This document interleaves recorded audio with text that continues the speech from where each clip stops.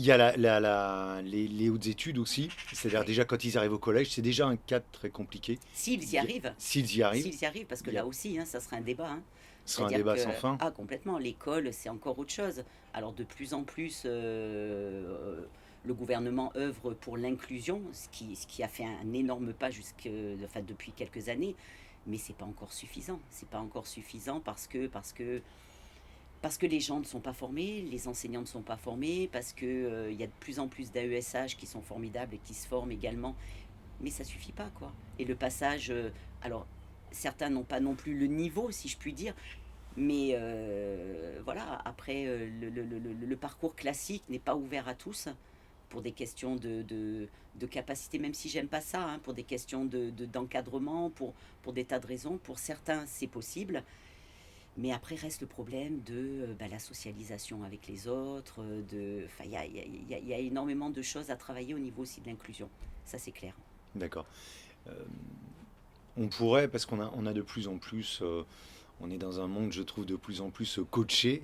Mhm. Ça pourrait être bien, ça pourrait être une idée d'avoir des coachs au sein des établissements scolaires, des établissements publics, qui pourraient justement aider à cette inclusion. Ça pourrait être une idée comme une autre. Oui, alors il y a déjà des AESH qui sont formidables, hein, qui accompagnent individuellement chaque enfant quand il en a vraiment besoin. Je sais qu'au niveau du gouvernement aussi, ils ont mis en place ce qu'on appelle, alors j'ai peur de trébucher un peu sur enfin trébucher, de mal nommer le terme, je crois que c'est l'emploi coaché ou un truc comme ça.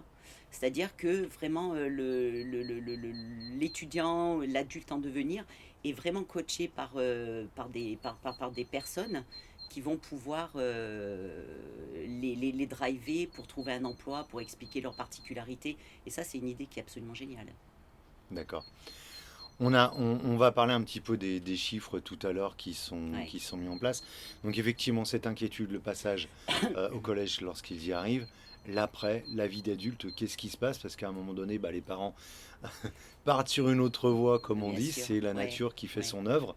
Et effectivement, il y a de grandes inquiétudes, qui sont les inquiétudes finalement que de la notion du handicap qui a du mal à avoir cette indépendance ou qui n'a pas cette indépendance. Et oui, se pose la grande question pour l'enfant autisme, pour l'après. C'est C'est ce qui t'a beaucoup secoué, je pense d'ailleurs beaucoup de parents. Alors, beaucoup de parents y pensent tout le temps parce que nos enfants sont encore jeunes. Enfin, je parle des enfants de l'association et les petits. Je m'aperçois finalement on- qu'on est relativement bien aiguillé quand nos enfants sont petits. On est relativement bien. Alors, c'est encore péjoratif, il y a plein de choses à faire. Mais on est bien équipé finalement en aide quand ils sont enfants. Et quand ils deviennent adultes, il n'y a plus rien. Ou très très peu. Oui, Donc, c'est ou des déplacements dans des établissements auquel cas ben, ils perdent en autonomie, les parents ne savent pas véritablement ce qui s'y passe, il y a des établissements formidables mais il n'y en a pas assez.